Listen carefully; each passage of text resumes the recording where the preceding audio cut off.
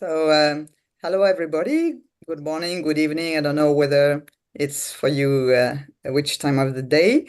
I'm Nicole Beydon. I'm a pediatrician in Paris, in France, and it's my pleasure today to chair this session about severe asthma. It's quite a clinical session, practical session, and I thank very much Stéphanie Wanin and Mélisande Bourgoin-Heck from the Severe Asthma Clinic and Allergology Clinic of Armand Trousseau Hospital in Paris, France, too, to have accepted to discuss this topic. So Stéphanie will present 3 clinical cases, one big one, the first one, and then 2 smallest one. And Mélisande will explain some tough thing about the diagnosis and the treatment of these children. And then you can write questions in the Q&A, and we'll have time after the presentation to ask questions to the speakers. So do not hesitate to write all through the presentation your question in the chat. Thank you. And I let Stéphanie and Mélisande start the presentation now. Stéphanie, the floor is yours. Yes, thank you, Nicole. Good evening. Okay. I propose to discuss 3 clinical cases with patients followed for severe asthma. And the first clinical case is a diagnostic approach in severe asthma. The second is a choice of biologic and side effects. And the third is atopic comorbidities and biologic. So we are going to start with Thiago, a 7-year-old boy. He was born with no prematurity, atrophic, and with no respiratory problems. Then no breastfeeding, no gastroesophageal reflux, multiple angina, but no ear infection. And family medical background is no family atopy, no consanguinity, and 2 healthy brothers. He is asthmatic. He has periannual allergic rhinoconjunctivitis since the age of 6 years. No food allergy, but he has a chronic spontaneous urticaria treated with double dose of antihistamine. So his environment is good, no passive smoking, no mold, no humidity, no pets. And in his bedroom, parquet floor, synthetic duvet and pillow, and no carpet. So he starts wheezing episode at the age of 8 months with 3 hospitalizations. He starts treatment with fluticasone at the age of 11 months, but he kept getting asthma attack, required salbutamol and systemic corticosteroid with visits to pediatric emergency departments. Treatment was increased with high dose of nebulized inhaled corticosteroid and Montelukast. The first evaluation of his asthma, the chest X-ray is relatively normal. Blood eosinophil count is 618. Negative skin prick test and IgE. The normal immune exploration. Negative sweat taste. Normal pH metry. So no differential diagnostic, no comorbidity, and we conclude severe non-atopic persistent asthma.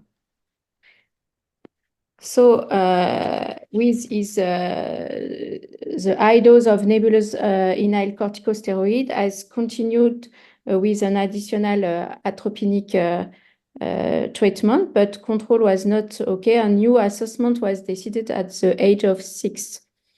He has approximately 6 severe exacerbation per year, with a global dose of systemic corticosteroid of 600 milligrams per year. Asthma control test is low at 14, and the exploration, the CT scan, chest CT scan is normal. Respiratory function test resistance is normal, but post-bronchodilator significant reversibility. allergology test reveal monosensitization to house dust smile. The blood test, we found blood eosinophil at 1,230. A normal complete immunologic profile, no autoimmunity, no allergic bronchopulmonary aspergillosis, and vitamin D little deficiency. A bronchoscopy was performed with bronchial inflammation, and in the bronchoalveolar lavage, we showed 2% eosinophil, and rhinovirus was detected. So, as you are well aware, asthma is a very frequent disease in childhood, affecting 5 to 10% of children. Among them, it's estimated that 5% suffer from severe asthma, and more recently, up to 10%. Here are main references about management of severe asthma in childhood. According to ERS-ATS task force, severe asthma is defined as requiring treatment step 4 or 5 so that asthma remains controlled or which remains uncontrolled despite this treatment. Step 4 or 5 being high-dose ICS with an add-on therapy or systemic corticosteroids for more than 50% of the time. Control can be evaluated with asthma control test, which is here adapted in French, and that you can find in 2 versions from 4 to 11 years old and 12 years old and above. High doses ICS vary depending on the child's age. Here for adolescents and adults is the same. Our patient was therefore receiving high dose of ICS, as you can see, more than 1,000 micrograms of daily budesonide. So, after managing comorbidities and factors favoring poor asthma control, such as an unfavorable environment, broadly defined, and after having checked good compliance with treatment and the correct inhalation technique, of course, a possibility to increase treatment is the addition of a long-acting muscarinic antagonist, tiotropium. Either way, a period of 3 months under full dose treatment is necessary before adding biologics.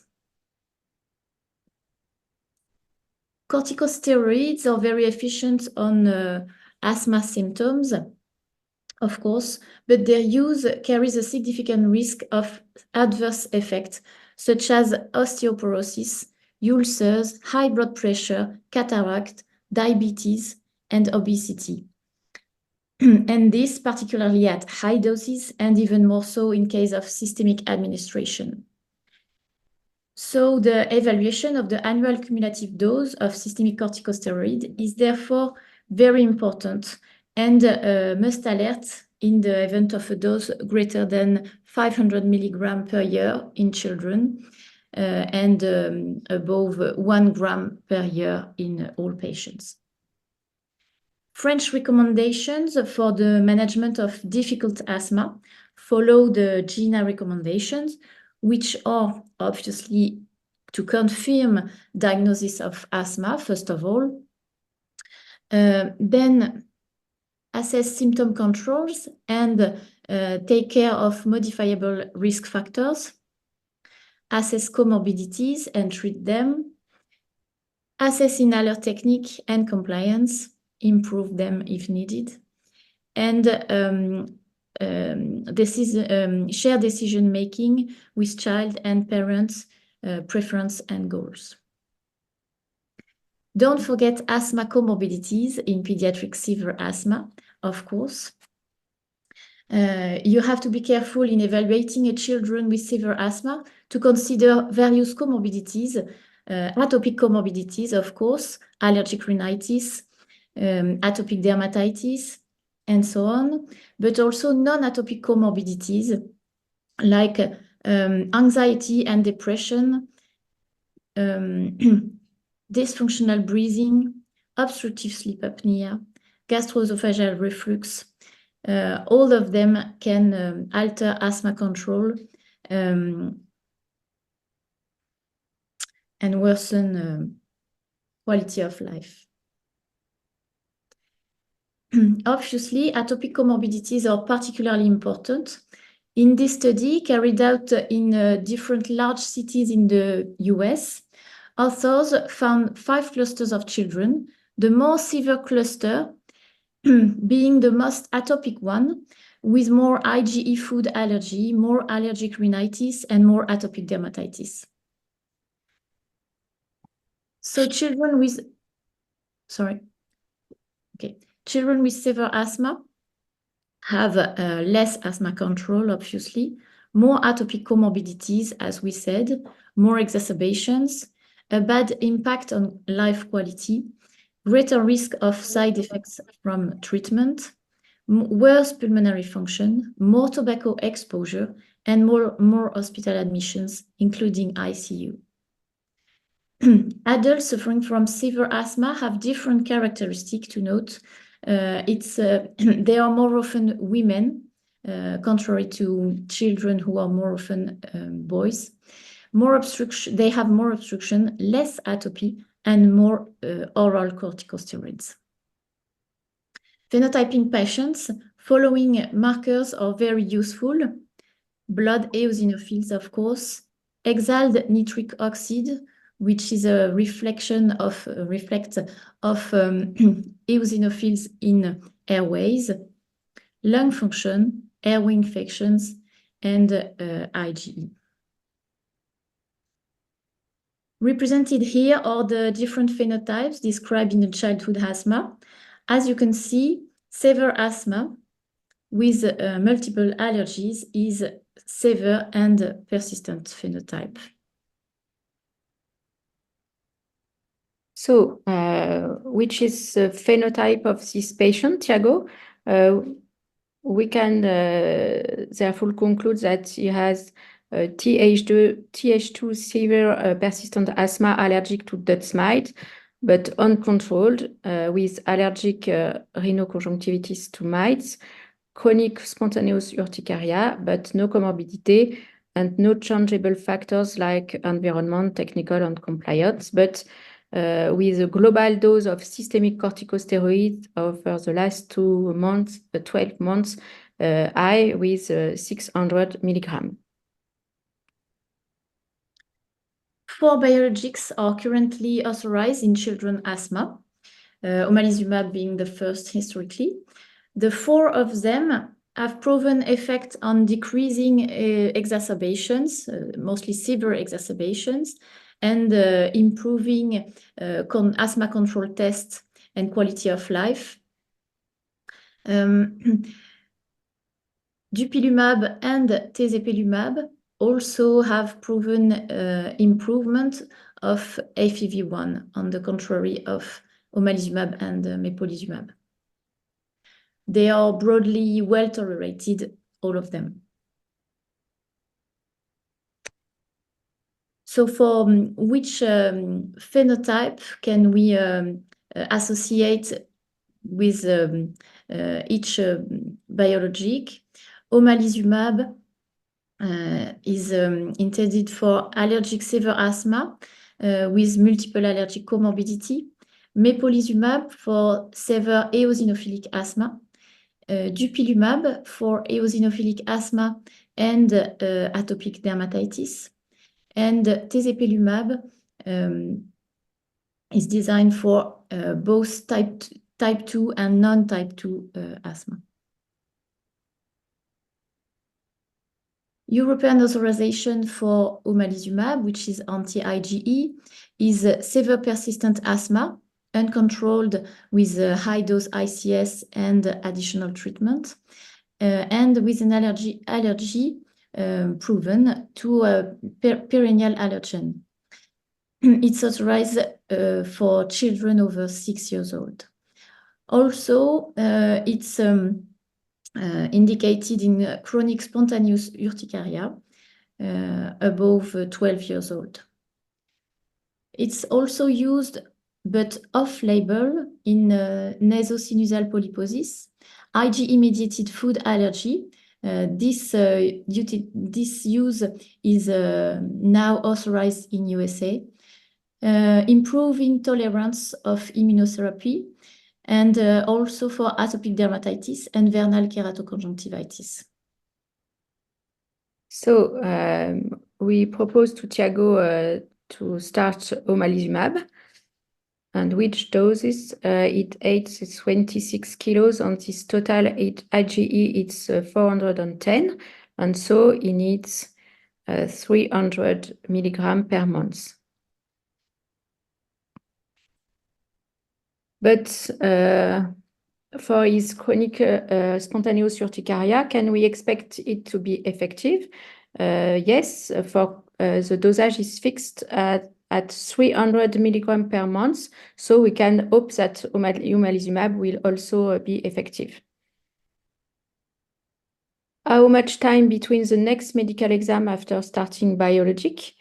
And the assessment is recommended between 4 and 6 months after the start of biologic.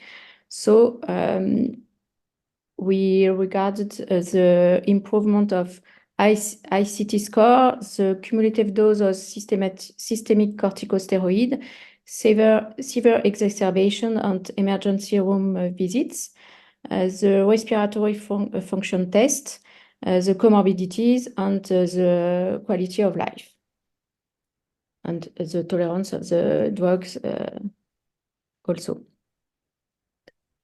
So for Thiago, it's a good tolerance local and systemic, effectiveness, and we also decided to continue the omalizumab. Regarding his asthma, no exacerbation, no corticosteroid, and ACT score is 27. Pulmonary function test is unchanged, and for the rhinoconjunctivitis, it persistent nasal obstruction, but little improvement of his symptom. And for the chronic spontaneous urticaria, he can discontinue all of the antihistaminic, and it's a good response for this comorbidity.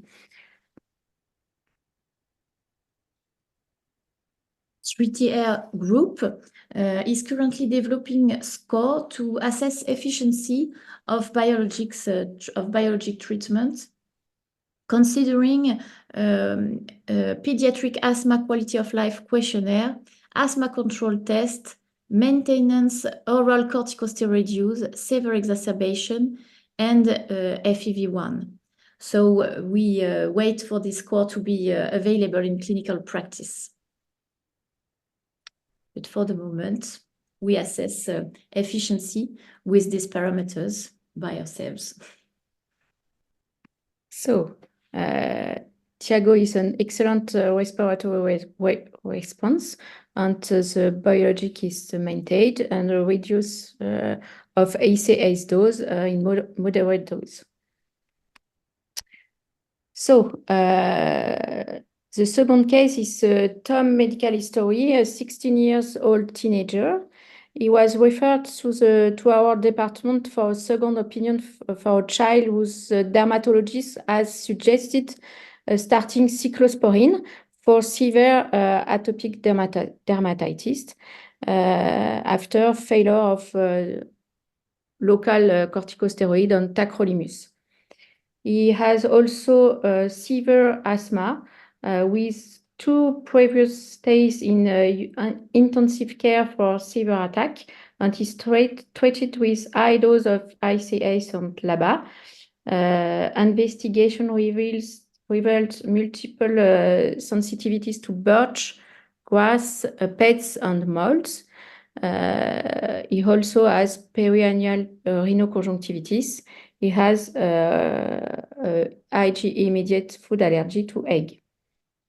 Respiratory investigation shows an obstruction, but and very high exhale NO, of 182.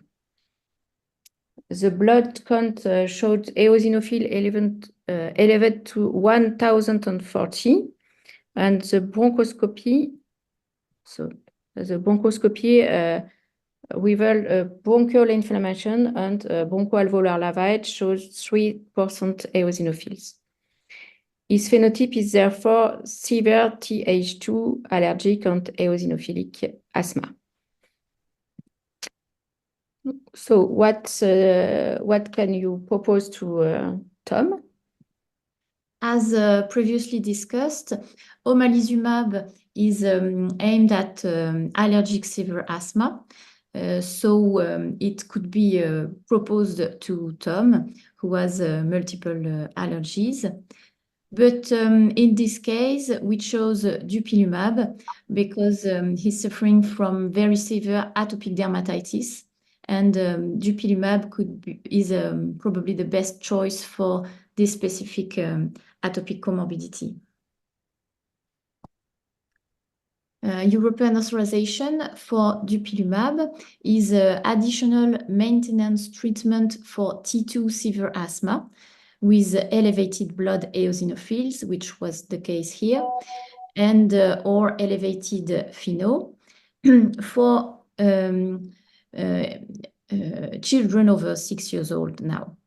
It's also indicated in nasosinusal polyposis as an additional treatment with nasal corticosteroids, and for severe atopic dermatitis in failure of topical treatment, which is the case here. It's also authorized in US for eosinophilic esophagitis. So for Tom, which dosage? In adolescents with severe asthma and atopic dermatitis is 300 milligrams bi-monthly. So he called us 3 months after starting treatment. He complains of conjunctivitis and asks you for a new skin prick test to look for a new respiratory allergy. What do you think? It's possible. The hepatitis is the first side effect of treatment, and the second, allergic conjunctivitis. So I said these biologics are broadly well tolerated. This is the moment to precise that dupilumab has a quite frequent side effect, which is conjunctivitis, and it's mostly present in patients having atopic dermatitis. As you see in this study of long-term follow-up and treatment outcomes of conjunctivitis during dupilumab treatment, there are different possibility of conjunctivitis types. The important thing to remember is that with adequate treatment, this conjunctivitis mostly get remission, and this is very rarely a cause of discontinuation of dupilumab. So this side effect being very common, affecting 5 to 30% of patients, ophthalmologists have developed this decision-making algorithm. So if the patient already have a medical history of conjunctivitis before introduction of dupilumab, an ophthalmologist consultation is recommended, and a prescription of antihistamine eye drops is made in anticipation.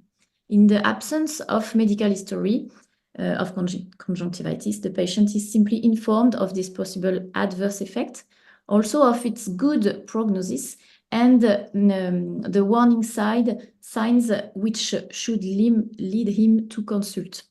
Likewise, a prescription for antihistamine eye drops is made, but without specific ophthalmology consultation.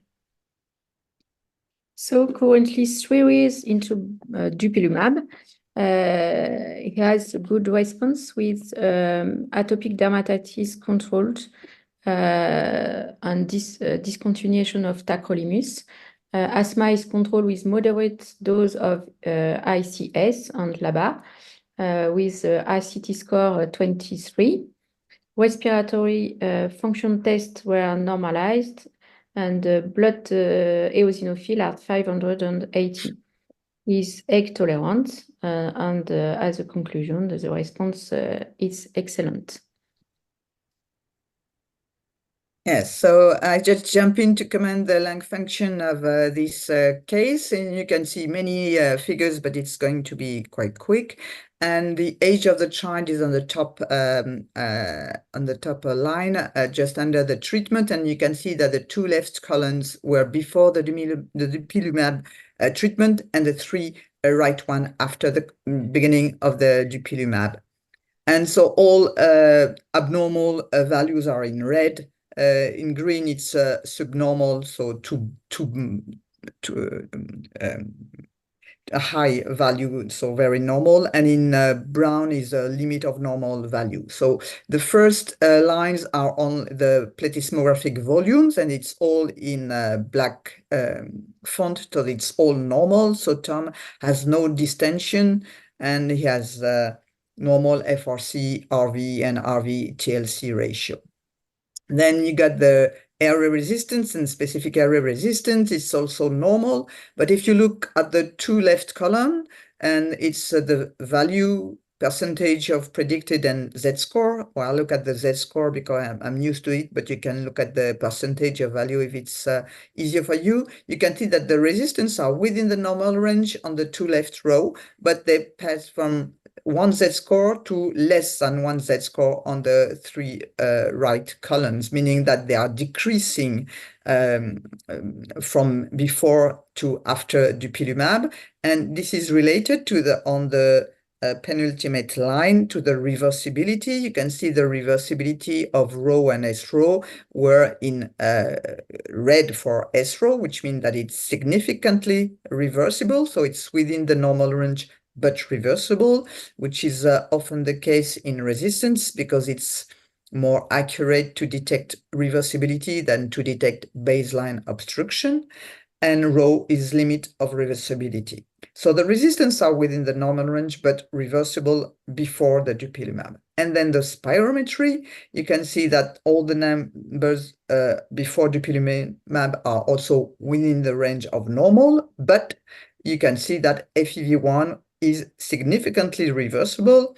Its percentage of predicted 14 and 16% reversible before dupilumab. And then the last line is the FeNO. You can see very, very high value of FeNO as described, Stéphanie, in this case. So after dupilumab, everything's normalized, but the resistance increase, the FEV1 Z-score was around 0, goes up to 1.765, which is higher than the higher limit of normal, and a little bit higher than 0 after.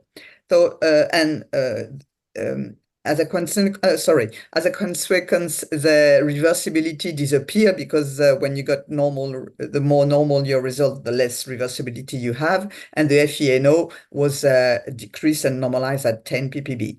And what I wanted to show you is this new tool, the tracker tool, which will be available from the GLI site very recently. You see the publication is really recent.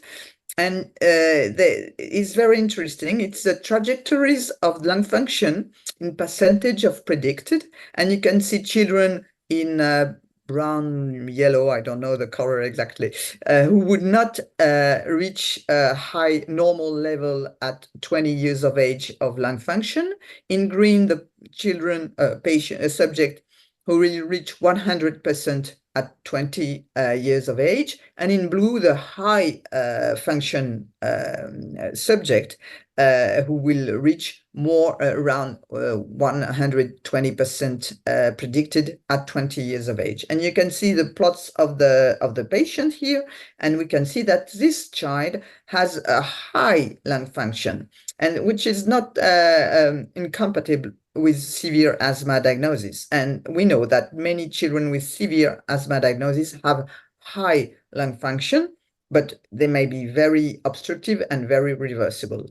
And last, you see the last point that was after the last slide Stephanie showed, because at the last slide he was 16 and now we saw him at 17 years of age. You can see that his FEV1 was quite high, following the blue line, is now a little bit lower, always higher than the limit of not the limit of higher than 100%. That's what I mean. But we have to be careful that each child is not going to be an earlier decliner. As you can see, all the curves declined after 20 years of age, but some decline smoothly, which are the continue lines, but the dotted lines represent a subject that declines too quickly and have high risk of developing symptoms such as COPD, sorry.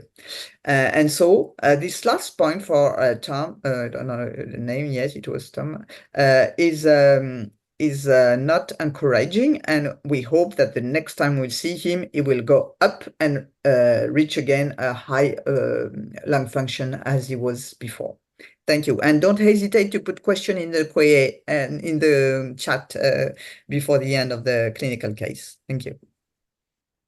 So the last clinical case is Adams. He's 13-year-old with severe and early uncontrolled atopic dermatitis with a score of 61 and severe asthma allergic to house dust mite and birch pollen.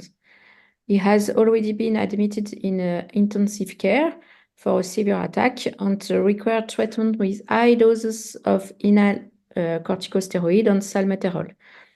So despite this therapy, he has at least 3 exacerbations per year requiring systemic corticosteroid. So his phenotype is Th2 allergic and eosinophilic, with blood eosinophil at 1,300 and 19% eosinophil in bronchoalveolar lavage.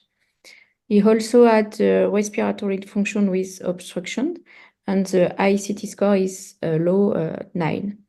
But the family worries his ocular pathology as he has a vernal keratoconjunctivitis, which has led a drop in visual acuity, and he needs surgery, corneal surgery, and continuous treatment with ocular corticosteroid. So, which treatment optional are available for this patient? Among the 4, among the 4 biologics that we have discussed, we could think of dupilumab because of his severe atopic dermatitis, but the main complaint is about vernal conjunctivitis, and there are now reports of efficiency of omalizumab in this specific pathology. This is a case series from our team with 18 patients suffering from refractory keratoconjunctivitis and treated with omalizumab. 10 of these 18 patients had total remission of conjunctivitis under treatment.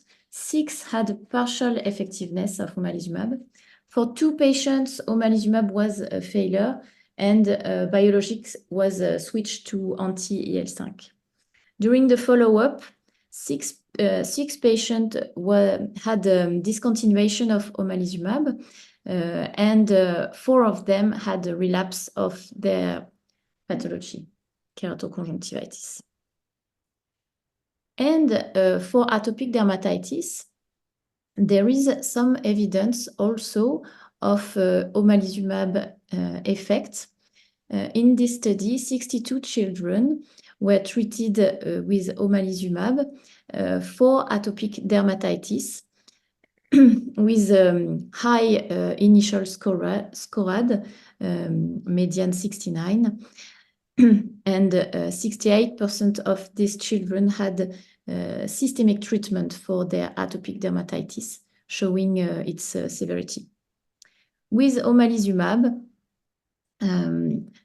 compared to placebo treatment, children had an improvement in atopic dermatitis score and quality of life, and a decrease in need for corticosteroid topics. So after 2 years of treatment with omalizumab, his atopic dermatitis was controlled with a SCORAD of 5 and infrequent application of dermocorticoids. His asthma is controlled with ACT score at 22, and the treatment with moderate dose of inhaled corticosteroid combined with LABA. And above all, the vernal keratoconjunctivitis improve with the absence of ocular corticosteroid and no drop in visual acuity. So very good response. So these are the message we would like you to take home.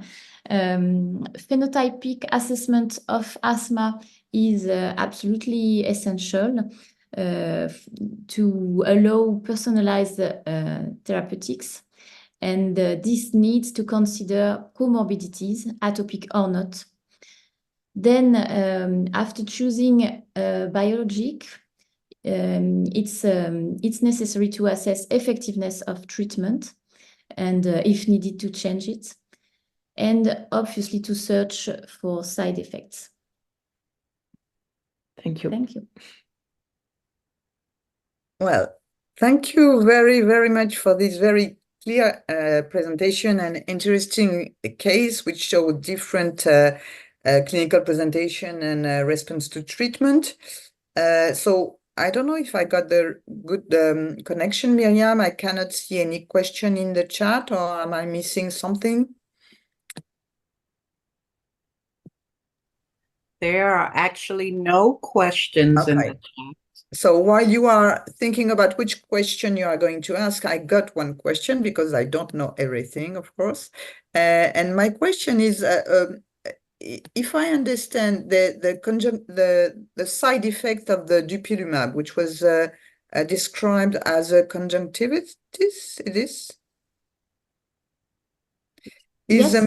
Is the mechanism allergic because it's treated by antihistamines, or is the mechanism toxic, or do we know anything about the mechanism?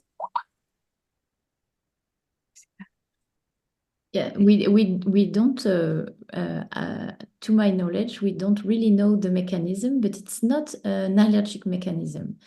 But conjunctivitis is most of the time treated with antihistamines, regardless of the cause. Okay. So it's a little bit like the nose when you got any viral infection. Yes, the yes. treatment always have antihistamines because histamine is there, whatever the mechanism. Yes. Okay, there's another question in the chat about side effects and asking whether is there or not any side effects of omalizumab.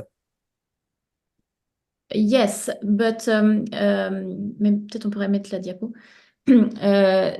They are quite mild side effect. It's mostly fatigue, tiredness, and headaches. And most of the time, these side effects occur on the day of the injection and can last for 1 to 2 days, but no more. There's no allergic reaction to omalizumab? Yes, like to every kind of medication, but it's very, very rare. And so is it recommended to under 1%, less than 1%? Yeah. Allergic. And is it recommended to perform the first injection a hospital, or can you start omalizumab in private practice? Yes, it's recommended to start it at the hospital because the allergic reaction mostly occur on the first or on the 3 first doses. So the recommendation is to practice the first dose at hospital. We actually, our team do the 3 first dose at the hospital. Sorry, I said under than 1%. It's under that 0.1%. Okay, so 1%. First class. Okay. There's another question asking whether you know about studies comparing omalizumab and immunotherapy, or the association of omalizumab and immunotherapy to immunotherapy alone or omalizumab alone. You mean allergic immunotherapy? I suppose. It's not written like this, it's written in French, so I translate. Okay. Actually, well, I don't know about a study comparing these 2 treatments, but if you speaking about allergic immunotherapy, like immunotherapy for house dust mite, it's very difficult to do this treatment in patients who have uncontrolled severe asthma. Most of the time, it leads to uncontrolled asthma. So you can, well, the way that we do it is to treat patients with omalizumab, and then under omalizumab treatment and sort of protection, we can perform immunotherapy. Yeah, so it's very difficult to compare. This is off-label way to do, but it's not a contraindication. Yeah, and there's papers, at least clinical cases about this. Okay, thank you. And now there's another question about the way to introduce the biologics, and the question is whether you perform the first injection at hospital only for omalizumab or for all biologics? All biologics. And either other than omalizumab biologics, are they possible to inject them outside hospital? Or you mean for the first injection? No, for the follow-up. For the follow-up, of course, it's always a practice at home most of the time. Okay. I have to precise that recommendation for the first injection at the hospital is only for omalizumab. There is no recommendation for other biologics, but we do it as a precaution. Okay, and now there's an interesting question, because at least for some I know the answer, but it's not precise for which biologics it is. And the question is, at which rhythm will you sample IgE to know the evolution? Well, but it's not specifically with omalizumab, but you can answer for all biologics. Okay, there is a specificity for omalizumab because this treatment, at least at the beginning, is can make very confusing the interpretation of IgE, as most IgE tests take omalizumab molecules as IgE. So you can't really interpret IgE at the beginning of the treatment. That's the parenthèse.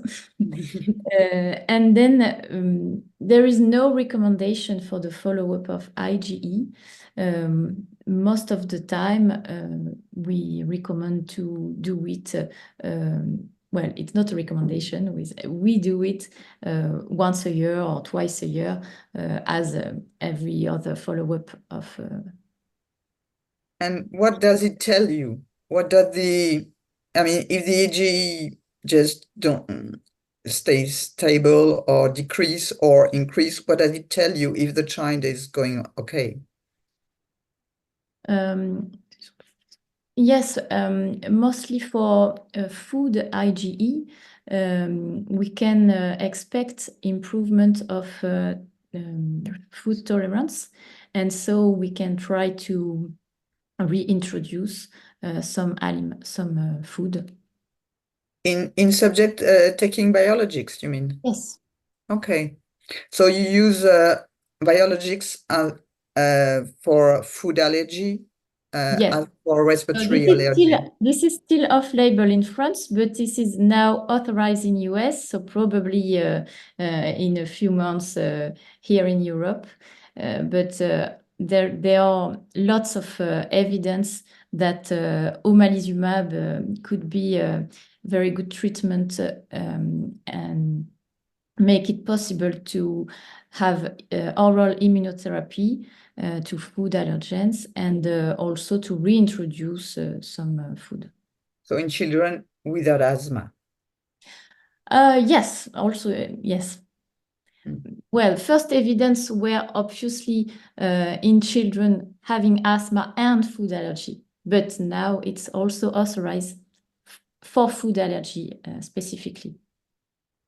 Okay, so it's very interesting because with years, the indication of this treatment are really changing, and it's very important for people to report clinical cases and then series to make it change and to make the way to use them more useful for allergic population, I think. Exactly. I don't know if there are any. I cannot see any new question. If someone has a question, it's time to write it now because we are nearly approaching the end. So I got one new message to say. I think there is a question about subcutaneous injection versus pump system. Okay, go on. In our experience, using pump system in young children who requires several syringe of omalizumab, for example, can be a good improvement of quality of life because it allows only one piqûre injection instead of, for example, 3 or 4 injections for the highest dose. This is only for omalizumab. So it's a pump system. That is. Yes, you can use a pump system. I mean, it's not omalizumab. Omalizumab is not delivered with a pump system, but you can use the treatment with a pump. Okay. Very nice, very interesting. Well, is there any left questions, or you have the specialist here? So if you got any question on this, so there's a lot of thanks, which is nice, and thank you for being here, thank you for listening to this session and asking questions, and it's always a pleasure to have you with us, and we will have, I think, the program of the next session, which will not be in May because of the ATS. So the next session will probably be in June, I suppose. We will know soon. And so I thank very much everybody, and especially the speakers, Stéphanie and Mélisande, and the organizer, the ATS, and Miriam, who has been very helpful. Thank you very, very much, and have a nice day, evening, and etc. Bye-bye. Bye. Thank you very much. Thank you.